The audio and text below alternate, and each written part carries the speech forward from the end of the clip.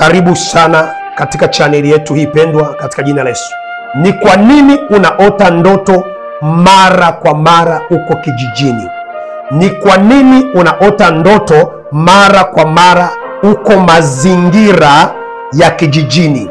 Ni kwa nini unaota ndoto mara kwa mara uko katika nyumba za kule kijijini, nyumba zile ulizokulia kule kijijini?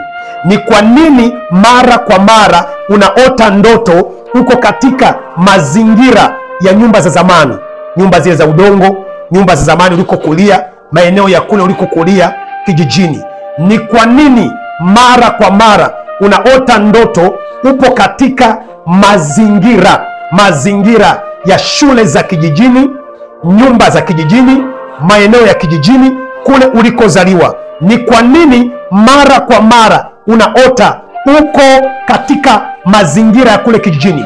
Nafsi yako imefungwa, nafsi yako imefungwa kwenye ardhi ya pale kijijini. Unahitaji maombi ili ufunguliwe. Nafsi yako imeshikiliwa kwenye malango ya ardhi ya pale kijijini. Ifuatilie katika somo lijalo, itafundisha namna ya kuweza kutoa nafsi yako iliyofungwa kupitia eneo la kule unakoishi. Mungu wa mbingu na nchi akubariki sana. Shalom, shalom, shalom.